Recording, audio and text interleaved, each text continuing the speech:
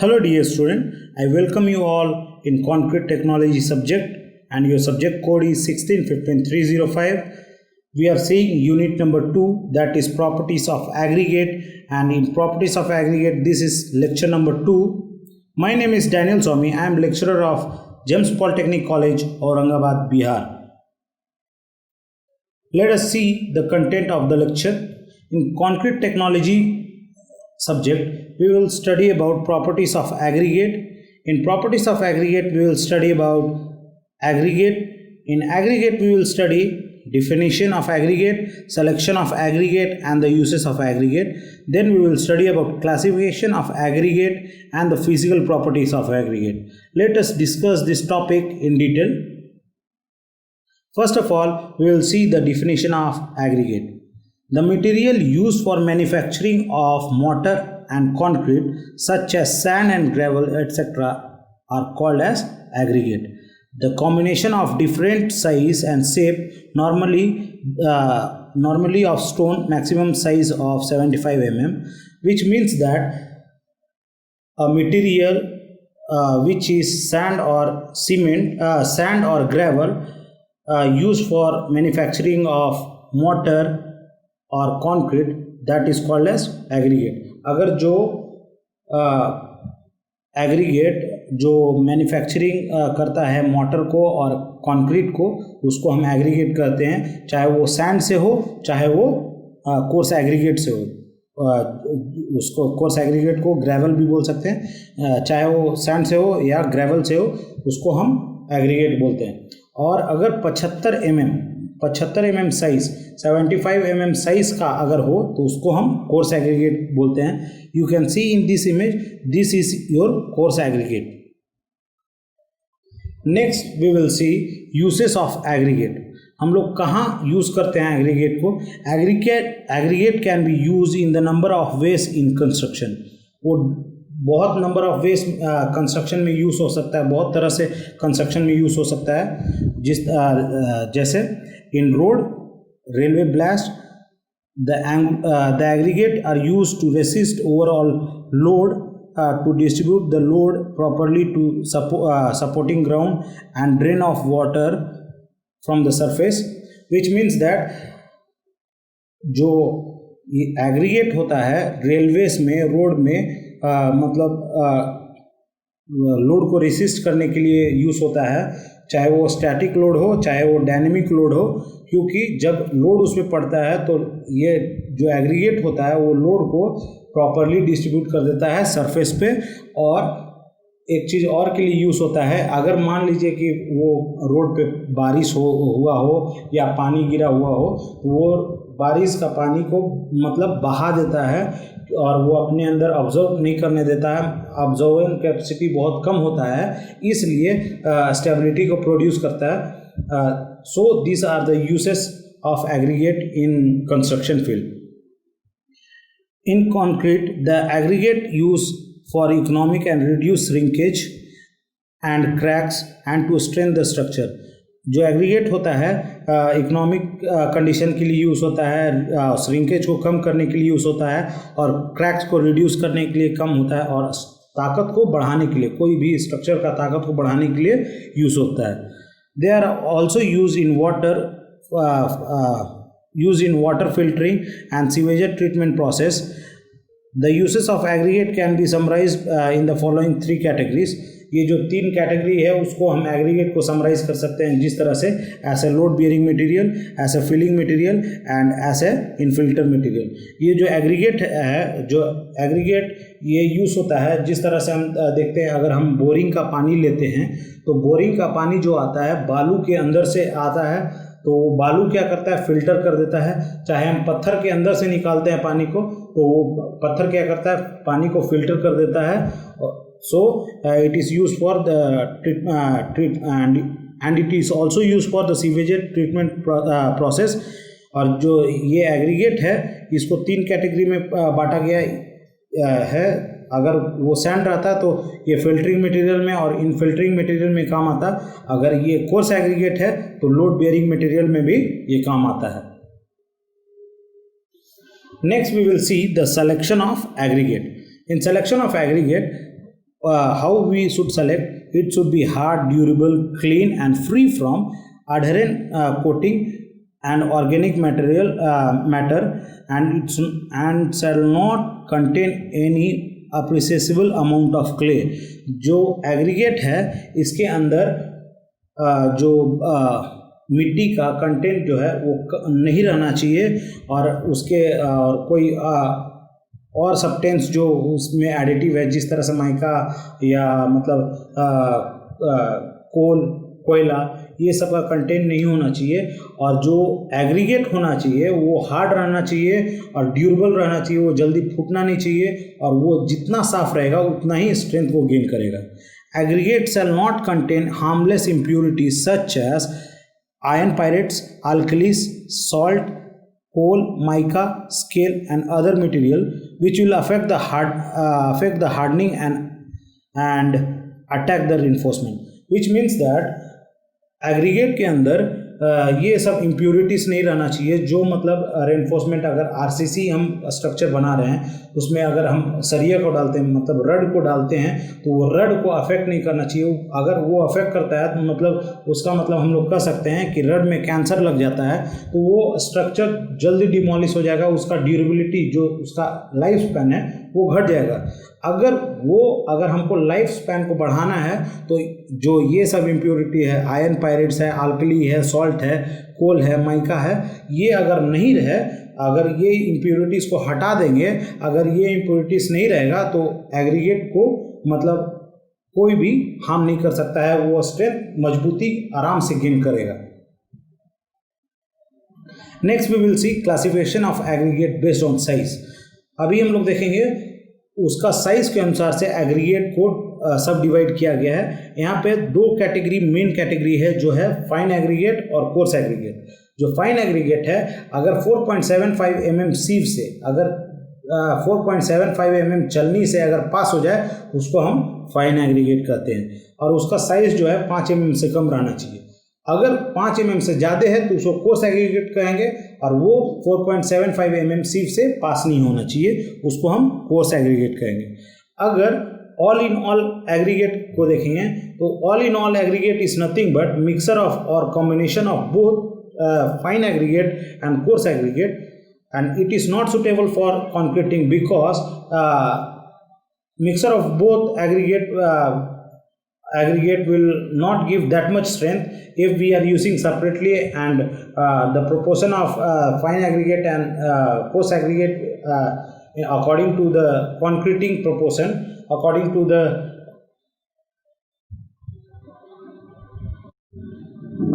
the ratio, तो वो अच्छा रहेगा। तो ये ऑल इन ऑल एग्रीगेट जो होता है वो किस काम के लिए होता है, वो चाहे भरावट के लिए यूज़ हो, अंडर फाउंडेशन या मतलब अंडर फ्लोरिंग का भरावट के लिए काम आता है, उसको कहते हैं all in all aggregate. Next we will see classification of aggregate based on source और method of manufacturing. Based on source और मेथड ऑफ मैन्युफैक्चरिंग के अनुसार से इसको दो कैटेगरी में क्लासिफाई किया गया है, नेचुरल एग्रीगेट और we can call as uncrushed aggregate, then we can call as दूसरा है मैन्युफैक्चरिंग एग्रीगेट और क्रस्ड एग्रीगेट।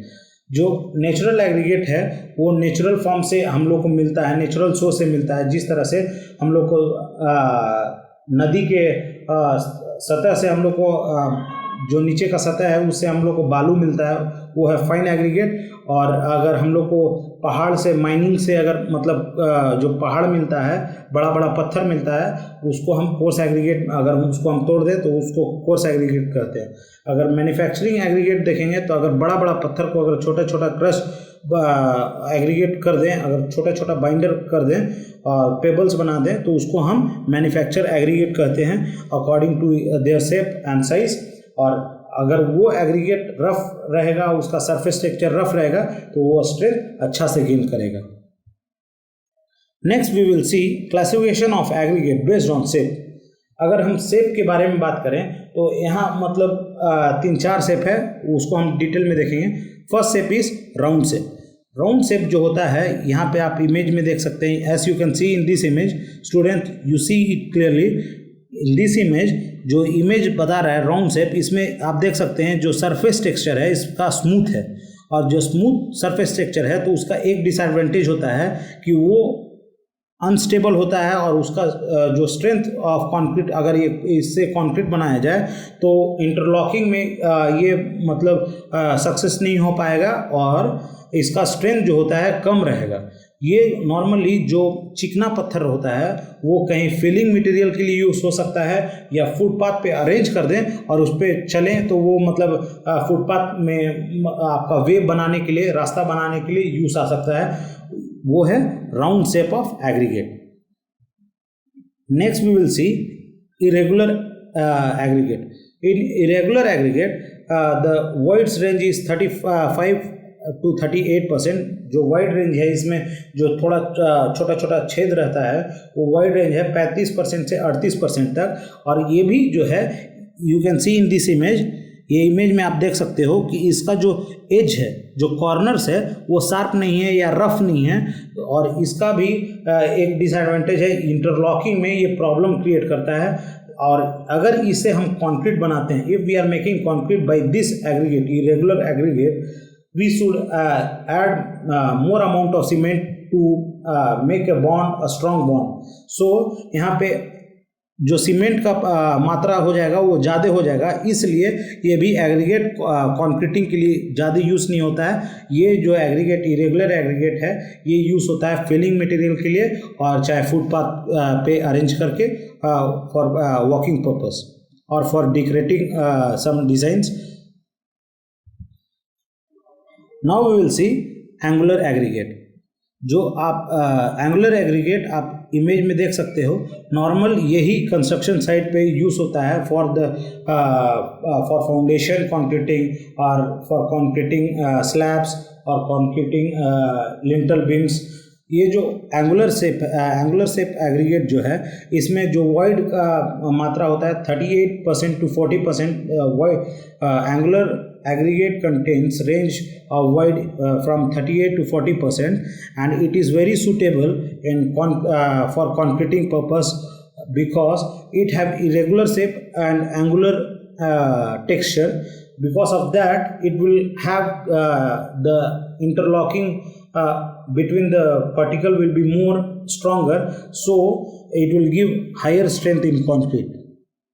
ये जो है हायर स्ट्रेंथ को प्रोड्यूस करेगा कंक्रीट में, क्योंकि इसका इरेगुलर शेप है और इंटरलॉकिंग इसका मजबूत रहेगा, क्योंकि इसका जो शेप है शार्प रहता है, एंगुलर रहता है और रफ पर्टिकल रहता है। Next we will see flaky aggregate. आप इमेज में देख सकते हो, this is flaky aggregate. Flaky aggregate ज़्यादा कुछ होता नहीं है। अगर ये एक प्लेट जैसा या पीस फॉर्म में अगर फॉर्म हो, उसी को फ्लैकी एग्रीगेट कहते हैं। और नॉर्मली ये ज़्यादा अमाउंट में फ्लैकी एग्रीगेट, कोर्स एग्रीगेट जो एंगुलर एग्रीगेट में नहीं रहना चाहिए। अगर ये ज़्यादा रहेगा तो you can see here this image, जो इंटरलॉकिंग रहता है, interlocking between the material will be less and it will produce less strength. So minimum amount of flaky aggregate can be use in construction purpose for concreting slab or footing or roof slab. As you can see, the presence of void is 10 to 50% in this. Now we will see classification of aggregate based on density. As you can see, based on density here, according to density it is subdivided or classified into three types, that is lightweight aggregate. As you can see in this image, this is lightweight aggregate, and this then is normal weight aggregate. This is normal weight aggregate, and then is heavyweight aggregate. You can see this image, this is heavyweight aggregate. Normal weight aggregate, as you can see in this image, the crushed stone or gravel or ordinary sand are example of normal weight aggregate. जो normal weight aggregate का example है वो है crushed stone और gravel और ordinary sand है, जो normal weight aggregate में गिना जाता है। They are commonly use in manufacturing of normal weight concrete, asphalt concrete और रोड सब बेस। ये जो है रोड सब बेस, ये क्या बनाने का काम में आता है? रोड सब बेस, उसका जो नीचे वाला लेयर होता है उसका काम में आता है। कॉन्क्रीटिंग करने का काम में आता है, एस्फल्ट कॉन्क्रीटिंग करने का काम में आता है। The average value of specific gravity for sand and gravel is 2.6 and 2.6.5 relatively, and bulking density of normal weight aggregate is around 1520 to 1680। जो ये डेंसिटी है, नॉर्मल वेट डेंसिटी है एग्रीगेट का, वो 1520 से 1680 किलोग्राम पर मीटर क्यूब में आता है। वैरस अगर स्पेसिफिक ग्रेविटी देखें तो इसका 2.6 से 2.65 तक जाता है इसका specific gravity. Next we will see light weight aggregate. Light weight aggregate is fine aggregate is any aggregate which with bulk density less than 1120 kg per meter cube, and lightweight coarse aggregate if any aggregate with bulk density is less than 880 kilogram per meter cube। ये जो lightweight fine aggregate, जो lightweight aggregate है, अगर उसमें fine aggregate का density देखेंगे तो उसका डेंसिटी रहता है 1120 किलोग्राम पर मीटर क्यूब। अगर वही लाइट वेट कोर्स एग्रीगेट में देखेंगे तो उसका जो डेंसिटी रहता है वो कम रहता है, वो रहता है 880 kilogram per metre cube. They are commonly used as a ingredient in manufacturing of light weight concrete for making light weight masonry blocks to improve their thermal and insulating properties and nailing characters, and the lightweight flooring and roof slab। ये जो light weight aggregate है, अगर किसी जगह पे मतलब देखेंगे कि अगर बिल्डिंग बना रहे हैं, अगर लाइट वेट एग्रीगेट यूज़ हो रहा है तो वो फ्लोर के लिए या मतलब रूफ स्लैब के लिए यूज़ हो सकता है। क्योंकि अगर हम उसके मतलब उसको हमको थर्मल इंसुलेटिंग बनाना है, मतलब उसके ऊपर और छत नहीं बनाना है, अगर उसके ऊपर और स्ट्रक्चर नहीं बनाना है, मतलब अगर ग्राउंड फ्लोर ही बनाना है तो हम लाइट वेट एग्रीगेट यूज़ करके छत को डाल सकते हैं और उस पर इंसुलेटिंग डाल सकते हैं। क्योंकि ये जो लाइट वेट है उसका जो मतलब स्ट्रक्चर पे लोड ज़्यादा नहीं डालेगा, आपका छत का लोड कम रहेगा, तो we can use in roof slab. Two type of lightweight aggregate, that is natural lightweight aggregate, that is palm oil cell and rice husk, इससे भी एग्रीगेट बनाया जाता है। और मैन्युफैक्चर्ड वो है इज कॉल्ड ए सिंथेटिक और लाइट वेट एग्रीगेट। ये दो टाइप का एग्रीगेट है जो लाइट वेट एग्रीगेट है। Next we will see heavyweight aggregate. Heavyweight aggregate, this aggregate with having high density and is used for preliminary in the manufacturing of high weight concrete, employed for protecting against the nuclear radiation and bomb shelter.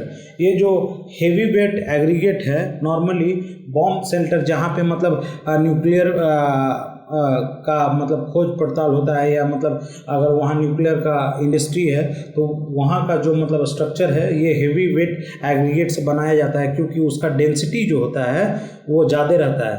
The unit weight of heavy weight concrete varying from 2400 kilogram per meter cube with a specific gravity from 4 to 4.6, for example mineral ore or बाराइट। जो ये है mineral ओर और बाराइट जो है वो heavy weight aggregate में काम आता है, क्योंकि इसका जो स्पेसिफिक ग्रेविटी है वो रेंज करता है 4 से 4.6 तक, और इसका जो डेंसिटी है 2400 kilogram per metre cube. Now we will see physical properties of aggregate. In physical properties of aggregate, we will see strength, hardness, toughness, durability, porosity, water absorption, size, shape, specific texture, specific gravity, bulk density, soundness. Let us discuss this in detail. As I have told you in first lecture about sand properties, now we will see the coarse aggregate properties. Strength of aggregate. It is depending upon the crushing surface, and according to the surface the crushing strength of aggregate should be 200 Newton per mm square, जो strength होना चाहिए coarse aggregate का वो 200 Newton पर mm square होना चाहिए, और ये बहुत एंगुलर शेप में होना चाहिए एग्रीगेट, तो उसका स्ट्रेंथ ज़्यादा आएगा। उसके बाद hardness of aggregate. Hardness of aggregate देखेंगे तो hardness depend upon the parental rock, वो किस टाइप का रॉक से आया है। हम लोग जिस तरह से जानते हैं कि 3 टाइप का रॉक होता है, इग्नियस रॉक, सेडिमेंट्री और मेटामॉर्फिक। वो किस तरह का रॉक से आया है और उसका अगर हम वो हार्डनेस टेस्ट करेंगे तो अब्रेशन अगर टेस्ट करेंगे तो हार्डनेस हमको पता चल जाएगा कि हार्डनेस कितना है एग्रीगेट में। As you can see, a satisfactory aggregate should have abrasion value not more than 30% for the aggregate, and used for bearing surface, 50% of aggregate used for non-bearing surface। जो bearing surface है 30% of aggregate रहना चाहिए और non-bearing surface में 50% रहना चाहिए। Toughness देखेंगे, the resistance of aggregate to failure by impact. ये जो टचनेस है, अगर लोड लगता है, अगर वो फेल्यूर हो जाता है, उसी को टचनेस कहते हैं। It is determined by impact test.